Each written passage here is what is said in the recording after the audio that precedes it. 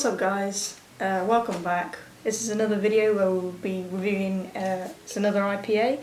So we've got We Are the People by, it's actually two brewing companies, by Verdant Brewing and Burning Sky. I'm unbelievably excited to try this beer. Some of you guys might know the reference, some of you might not. If you don't, just give it a Google. So getting into this beer, it's 8%, 440ml, that's just how we like it. Unfiltered and unpasteurised, so could have sediment, but I always think that adds to the beer. In terms of hops, as I said before, if I've got hops on the can, I'm going to read them out.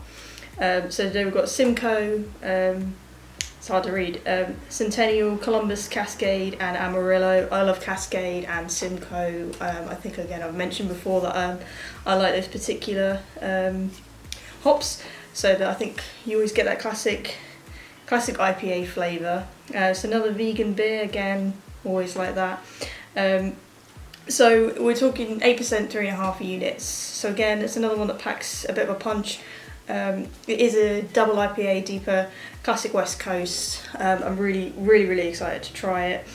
And it even has says on the back, "We are the people" is not the same as "we are the people." That's absolutely brilliant. So apparently we're looking for intense resinous pine hop flavours, which, as I've said before, is exactly what I look for in my IPAs and my double IPAs. So I'm really looking forward to it. I think we should just get stuck into this one. So yeah, let's go for it.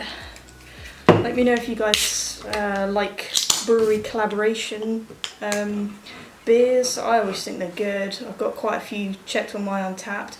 That's something I haven't mentioned before in any of my reviews, is Untapped. You can follow me on there. My name on it is Izzy Likes Films. I'll see if I can put a little screen cap in somewhere, and so you can see all the beers that I review before they come out, which might spoil it for some. But yeah, you can have me. I need more friends on there anyway. So let's get into this one. Give it a smell first, as I always do. Okay, so straight off I can really smell those piney hops, but it's not got too much of like a dank bitter smell. It's a bit sweeter, which it seems like it's going to be a good one. Right, let's give it a pour and see the colour, shall we? Alright, good colour. Just like that. I'm not poured at the best, that's a lot ahead.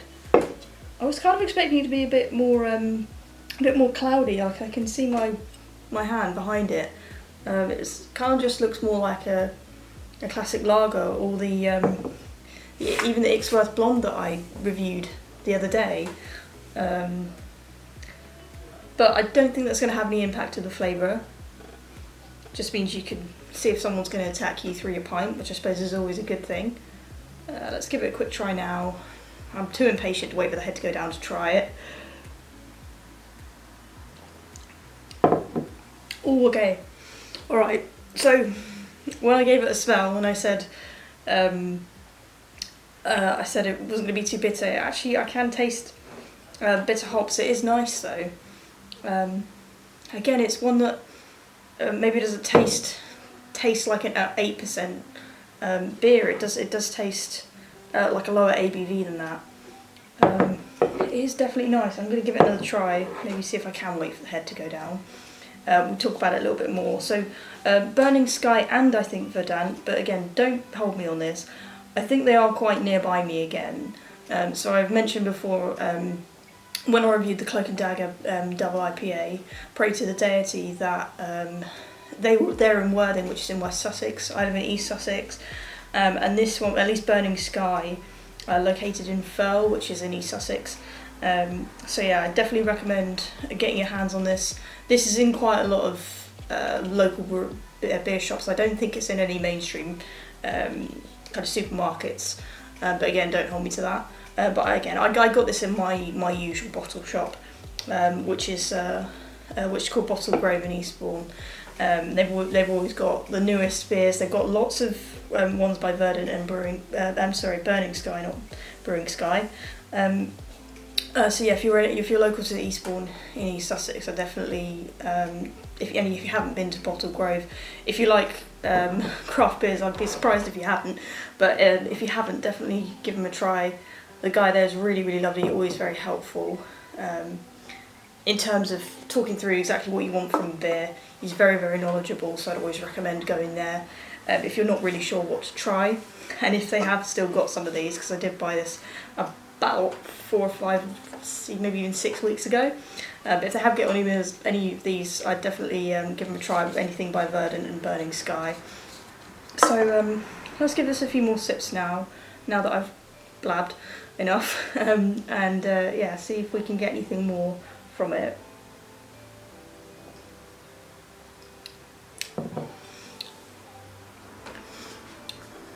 Yeah, so I'm getting, I don't know if it's maybe a thing of second sips, but it's definitely becoming a bit more sweet, not so bitter on the tongue.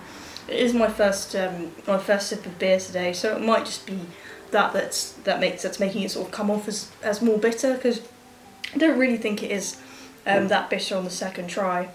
It is quite sort of piney, quite grassy, kind of classic IPA flavours. If any of you guys know a little bit more about hops, you can maybe tell me what it is about the particular hops that make it taste like that. I know which hops I like, but I couldn't for the life of me tell you the difference between actual hops flavours. So yeah, if you guys can enlighten me, that would be really cool. As I said already, yeah, it's not so cloudy as I would expect. It's a little bit darker. To me, it probably looks darker on camera actually, but in my hands, I could have a can of the usual sort of store-bought lager here, which is probably a little bit dangerous because it is 8%. It is a nice one. I think I was perhaps expecting a little bit more of a fruity flavour from this double IPA. It is just a little bit more. It's sweet but bitter. It's hard to explain. I think the best way to fully understand what I'm saying is just go out and get one yourself. Yeah, so it hasn't. It's not that it hasn't lived up to my expectations whatsoever. I'll give you my rating out of 5 in just a second. What's going on, guys? This is just a very quick disclaimer, just to explain a few things. So when I filmed the video reviewing We Are The People, I wasn't actually aware that Verdant Brewery and Burning Sky is actually, although I think they're brewing the same beer, the one that has We capitalised and then Are The People, that's brewed by Burning Sky, and one has We Are The People, and that's brewed by Verdant. At the time of filming, I didn't realise it was only when I came to check my beer off on Untapped that I realised that. So please take what I say in the video in general a little bit with a pinch of salt. I wasn't aware of that, but hindsight is key. Still enjoy the review. Everything that I said about the beer I still maintain is completely correct, completely how I felt, but I'm just going to change my actual star rating out of 5. I will just put it on the screen when I get to it in the video, so you can just await that. But yeah, so what I say and what I actually give, I've now changed. But it was just that I wasn't aware that when they're saying we are the people and we are the people are different, they actually mean that they produced 2 separate covers of the beer depending on which brewery produced which I think is fantastic. I think it's brilliant. I'm changing my rating to a higher rating, but as I say, I wasn't aware of it at the time of filming, so there'll be no mention of that in the video except for me explaining it now. I still hope you enjoy the review, and I'll let you get back to it. But it's just perhaps maybe not what I expected from the double IPA, especially from the Pray to the Deity video and Cloak and Dagger's double IPA. That's kind of what I was expecting. But that doesn't take it away from We Are The People. You know, it's its own beer in its own right, its own double IPA. There's no one way of making a double IPA or making it taste. So the all important what is it out of 5 that I give it. I'm going to give it 3.75 in this case. Like I say, I was kind of perhaps hoping or would have liked a little bit more of a fruity flavour, and perhaps even just a slightly stronger flavour. So by all means, I would still definitely recommend this beer. 3.75 is not a bad rating whatsoever. Still really am enjoying this one and will enjoy it to the last drop. Really great, and you gotta love it for the reference as well. If you stuck around and made it through this whole video wondering what the reference is, it's from Taxi Driver.